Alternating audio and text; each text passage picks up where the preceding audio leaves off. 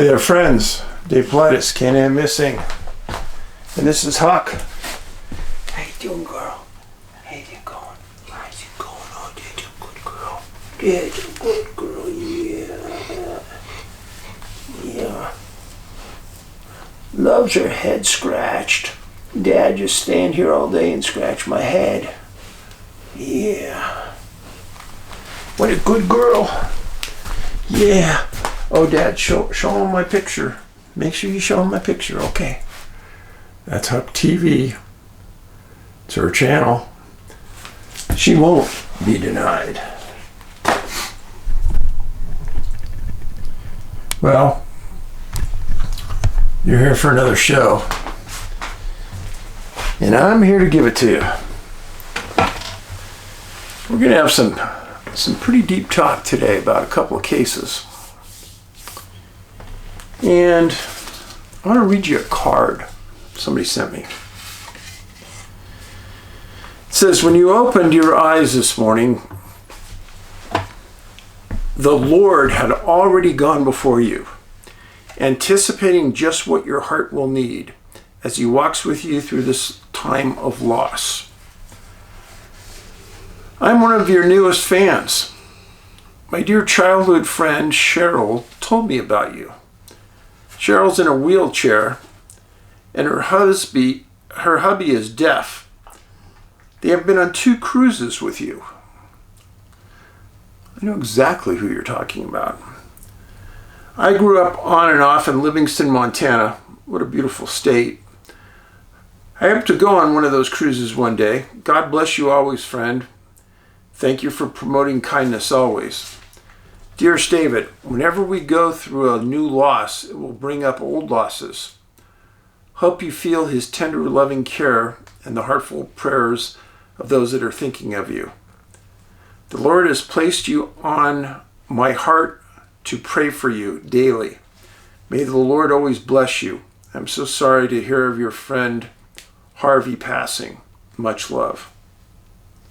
Thank you. She sent me a very nice bookmark that I will put in my book that I'm reading. I'm always reading a book or two. And in fact, I am reading a book right now. It's about trying to understand the way life flows. I went to grief counseling for almost 2 years over Ben. Can't say that it did me a lot of good. And since Ben, things have just gotten worse. Ben was my son, took his own life. Alan Adadero, Jared's dad, who I worked with intensely over our first movie, great man. He recently passed away from cancer. Scott Carpenter, partner of mine, we worked on many projects together. Passed away lately. And Harvey Pratt passed away just within a month. And then the most recent, my dad just passed away a couple days ago. Just about every man I would call and talk to about life issues is gone. People I work with know very little about what I'm saying right now. Most of them are young. They really don't watch a lot of YouTube that I would do. Maybe they don't find it interesting. But we've had a couple of pretty big issues regarding the movie lately. And I haven't even said anything about my dad. I don't want to. Because whatever those issues that are with the movie are occupying their time. And I don't think that they really have the time for my issues. And I understand that. Young people, raising a young family, they got a lot going on. But I was reading about a word And many of you will think of it contextually as something with religion. The word's called purgatory. And I looked it up, and it's a place or state of temporary suffering or misery.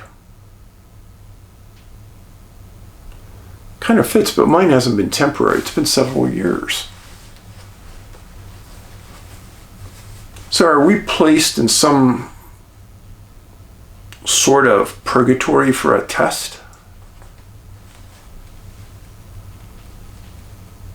Is it a punishment for life's mistakes?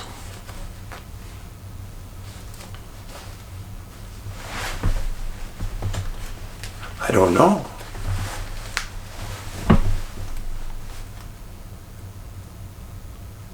I do think that if I'm being pushed or tested, that they're taking me right to the hilt.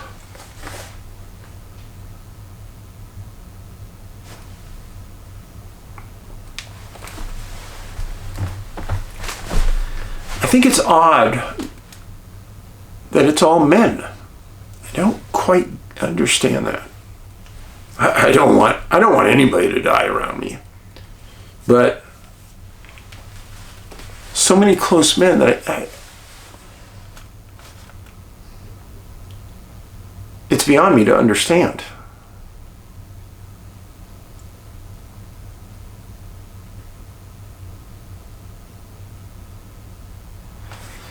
So, am I in some kind of purgatory? Oh, I think I am. Not in the religious sense, just in the pure definition sense. Not sure how to get out of it.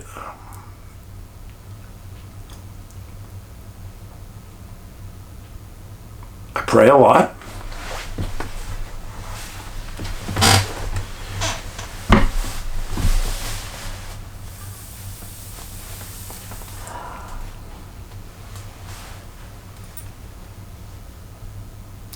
And you guys have sent in some very nice messages that I greatly appreciate.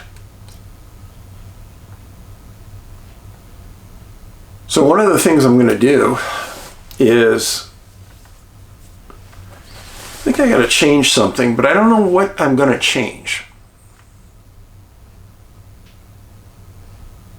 The one consistent in my life that's great is Hawk.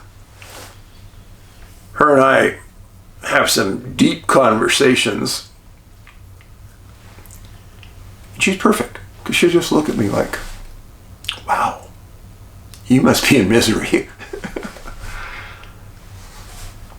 That's why dogs are so good. They don't judge. They just love on you. So, I'm going to move on. But I just want you to think about that word. Because I know that there's other people in our world that are in worse straits than me. Admittedly, I don't know anybody that's lost that many people that close to them in that period of time. And really, I'm praying that it stops.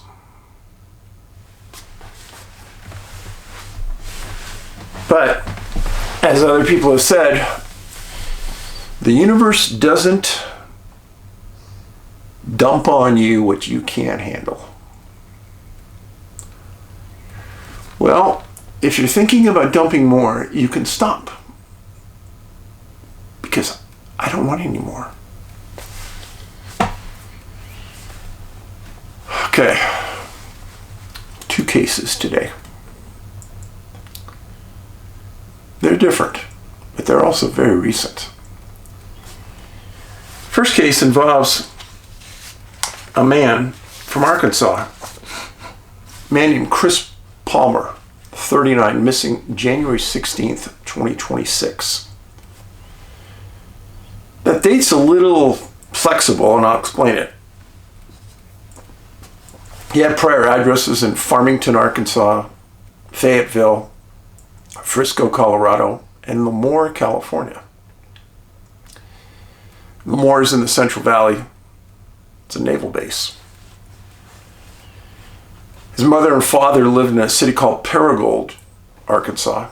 Chris was from what I can understand, a Navy vet. He greatly enjoyed the outdoors, I can tell you that for a fact. There's pictures of him and his dad camping, having fun. I could see they were having fun in the pictures. December 8th of this year, last year, 2025, Chris planned a road trip through national parks and forests. Explained what he was doing to his family. He said he'd be gone for a couple months. And his first stop was the Smoky Mountains in the Boone Fork area. Kind of northeastern Tennessee, very thick woods. In December, there's not a lot of people out there. And if you wanted to get away and not be surrounded by a lot of folks, that would be the place to go, if it was me. And I think Chris knew that, and he did this research.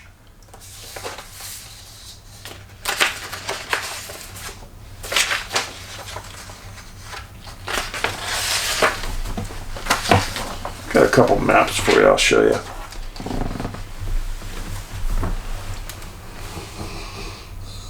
Whenever he camped, whenever he traveled, he always took his best buddy, a German Shepherd dog. And he would regularly talk to his mom, keep her updated where he was, how he was doing, text her, call, etc. Well, he left on December 8th. On December Christmas Day, 2025, he called his mom, wished her a Merry Christmas, and said he was planning to travel to the George Washington National Forest in Virginia. I'll explain this to you. So this is Knoxville, Tennessee, right here. This is Boone Fork. This is Gatlinburg over here. This is Smoky Mountain National Park right in this area. And to make the trip that he was going to take, he would have to go this route all the way up into here. Very close to the Monongahela National Forest as well. Very close to each other. About a 5-hour drive. He had a good vehicle, had a truck, good shape. We're good. Well, December 28th, talked to his mom again, and said that he was in the George Washington Forest and it would stay there till about January 7th. On January 4th, he texted his mom and said he was still in the same area. On the 9th, texted her again and said he was going to move on to the Monongahela in West Virginia.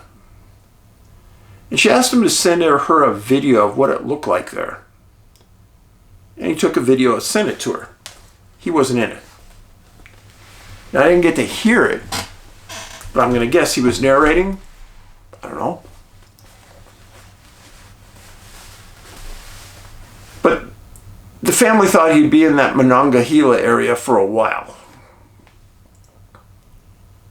And they knew that sometimes they would go a week without hearing from him, not a big deal. If they wanted to talk to him, they knew he was in a camping area, sometimes off the grid. Well, his trip took a very weird turn.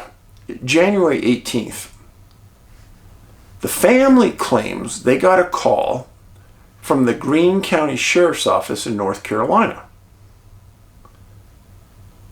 Greene County said that the National Park Service found Chris's truck stuck in the sand on January 10th. The 10th was the day after he said he was going to Monongahela. Now, the truck he was driving was found near Buxton, North Carolina, off Hatteras Island on the Outer Banks. very far Outer Banks. This is a picture of the truck where it was stuck in the sand. There's a 2017 Ford F-150. Nice truck. Stuck. Now, the National Park Service in Greene County put out this flyer. Last known area is Boone Fork, December 10th through the 27th. George Washington National Forest, intended to travel to the Monongahela. It's red F-250, found abandoned on the beach in Manteo. Well, correctly, it's Buxton. Discovered January 10th. Keys left in the vehicle. No sign of Chris or his dog Zoe. Missing with him is Zoe.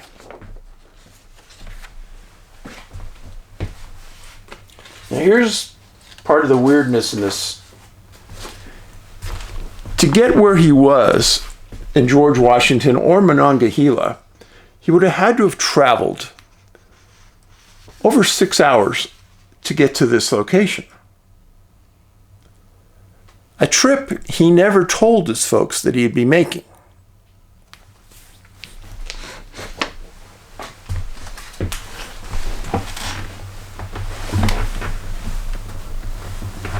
So they find the truck on the 10th. They come back at the 6th, it's still there. So they classify him as a missing person and they tow the truck. Now, when you tow a vehicle in your law enforcement, you have to inventory the inside to make sure that nothing's stolen at the tow yard, let's say. Well, oddly, in the truck, they find Chris's shotgun and all of his camping gear. They said they also found a safe, his safe inside, which wasn't disturbed. Now, what was missing?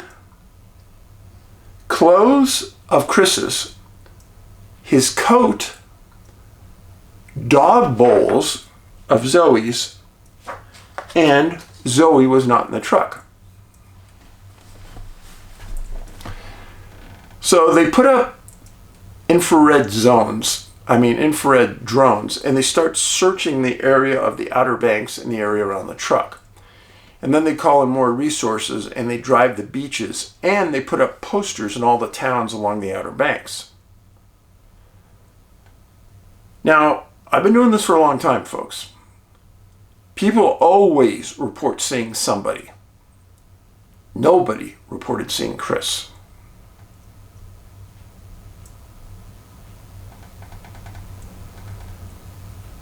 So,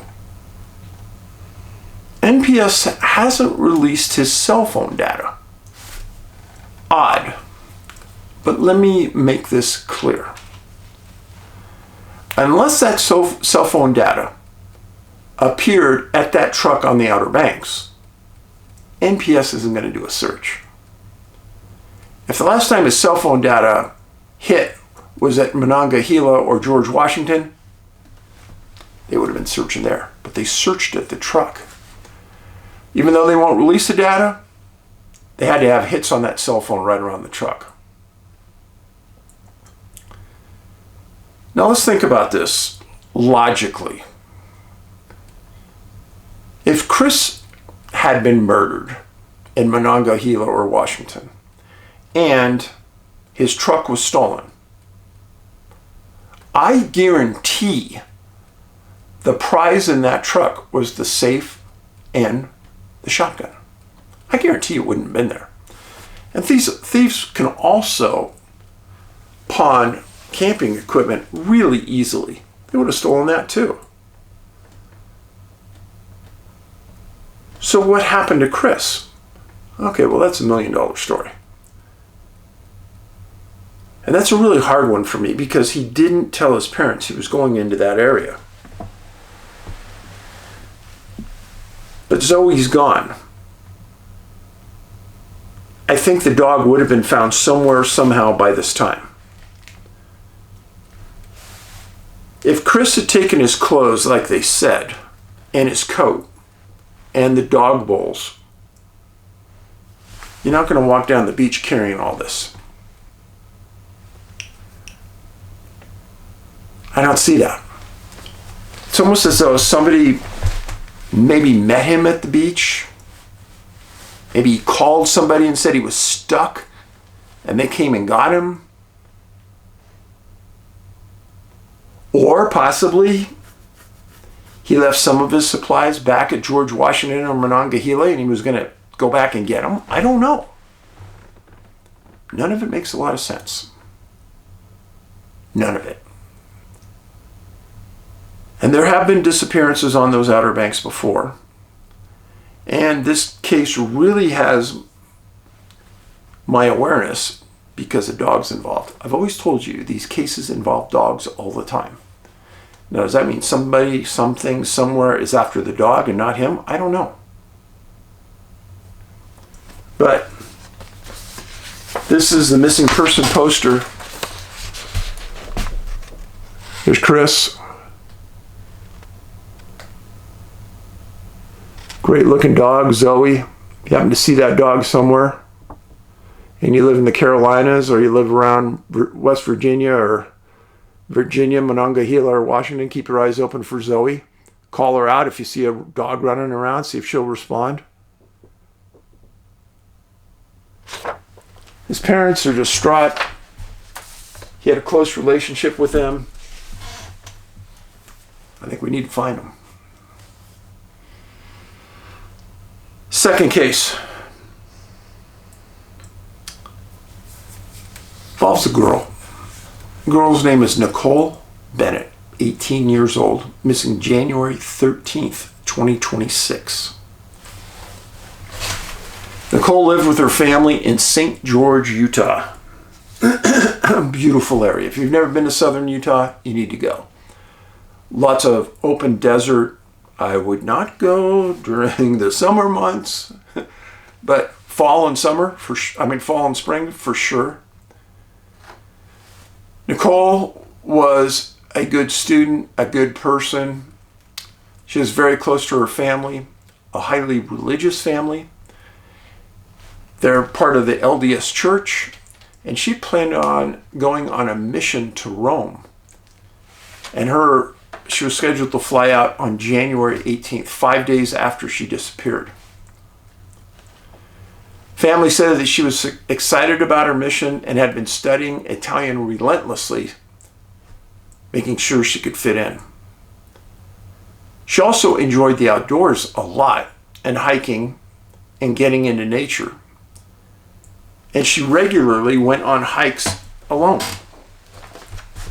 So she lived down here in this area of St. George.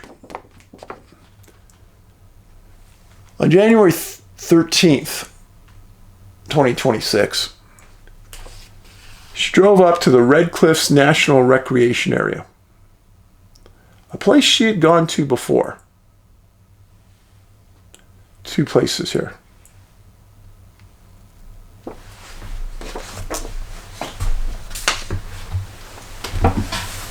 She'd gone here before.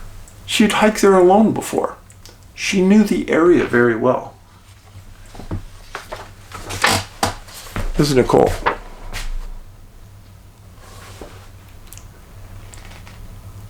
On January 13th at about noon, she told her family she was going to go on the hike to one of her favorite areas, the Red Cliffs Recreation Area. Investigation shows that about 1 o'clock, hikers saw her in the parking lot at the trailhead by herself, starting off on the trail alone. Nobody was around. That night, she didn't return. Now, I'm going to tell you, on a mid-January, it's awfully cold there, friends. Very cold. And it gets dark there reasonably early. So when she doesn't come home, they start to get worried, try to call her, try to contact her. They did know where she was at because she told them. And they, at 11:55 that night, the Bennett family called the Washington County Sheriffs to report their daughter missing. They explained where they thought the car would be, and the deputies found the car at the trailhead. Several deputies arrived, and they started to walk a short distance down the trail. It was icy, cold. They didn't go down very far, and they turned around and came back. They turned their lights and sirens on. If somebody was lost, they could find their way. Nothing. They searched the parking lot, the area around her car. Nothing was unusual. The car wasn't broken into. Everything seemed appropriate. And they decided that they were going to do a full search and rescue call-up at 7 a.m. the next morning, January 14th. The sheriff's supervisor made the approval to get a mutual aid call from the entire area to get as many resources in there as they could. Now, this is a mixed bag to me. It's brutally cold there. And if you were injured and you were back there somewhere, you could freeze to death that night. Now, I realize it's dangerous. And I know we don't want to get searchers hurt. I would have been one of those guys to go in for. I would have put on crampons. I would have followed the trail out, calling her name at 2, 3 in the morning. Just because I know that if you have a broken leg back there and you're not coming out, good chance you're going to die back there that night. So, but they didn't.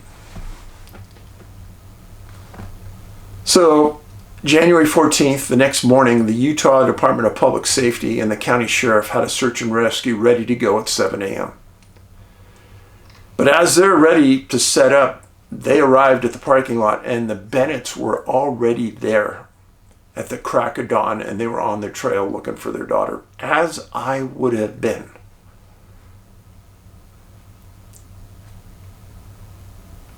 It was probably still dark, blistering cold. 7 minutes later, 7 minutes after 7, the Washington County Sheriff's Office dispatch receives a call that a body was found not far from the parking lot, not far off the trail, at the bottom of a cliff.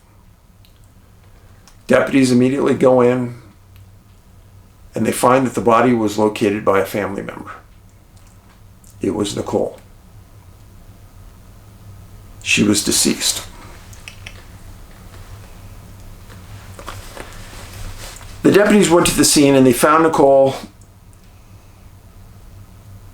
again at the bottom of the cliff in what they described as a very treacherous area off trail. In their words, not far from the parking lot. I want everyone to remember something. Nicole had been on this trail many times in the past. She knew this trail. The sheriff did not release a cause of death. It bothers me. And multiple news reports said that the sheriff's department crime scene stayed on scene through the whole day. I don't get it. Nicole's grandmother told the press that Nicole was looking forward to her trip, her mission, and that her Italian dictionary and scripture notes, which she was studying, were found with her body. And her family adamantly stated this was no way a suicide. Deputies made several statements to the press that nobody should be hiking on a trail alone. Giddy up. Statements I've said hundreds of times right here. Other friends made comments that Nicole was a very talented musician and baker. And she cared about others immensely and was always looking for ways to help others. Why is it always the great people that pass on? It blows me away.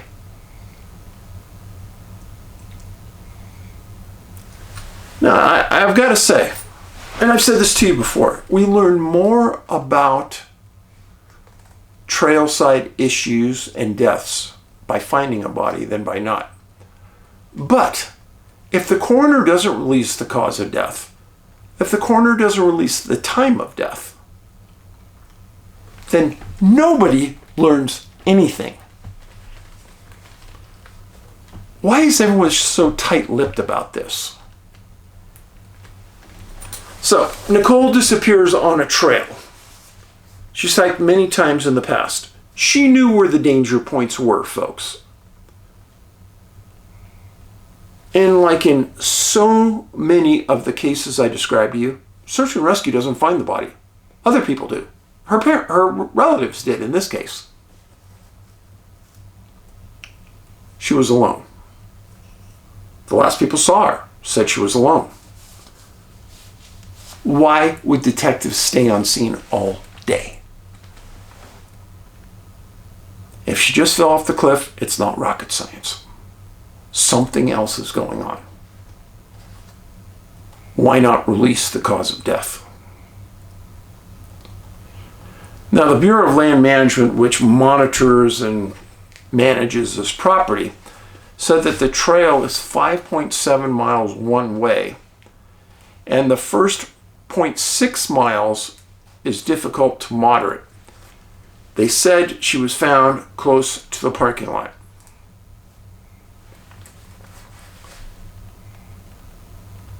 When I read this and I thought about it, such a pure person, was she somehow kept from her mission? It makes no sense. Now, I've told you before, I know of hundreds of cases of people alone that fell off mountains in areas they should not have fallen from. I don't get it. I don't know what's happening out there. But I'm going to keep telling you about it because sooner or later someone's going to talk to me about it. Maybe somebody knows someone from Washington County Sheriff's detectives that did the follow-up on this case and will talk to me. Off the record, I won't say anything. I'll just use it for my own edification. But friends, we got to start learning something. Was there something about what she was or wasn't wearing at the time?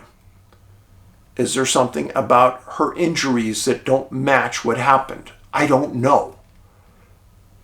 But it gets me blistering mad that I'm not being able to figure out these details. One thing I want to do is I want to tell Nicole's parents how sorry.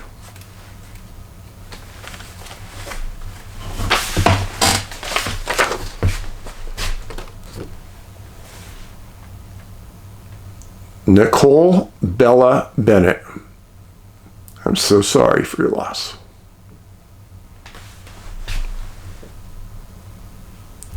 Paulides out.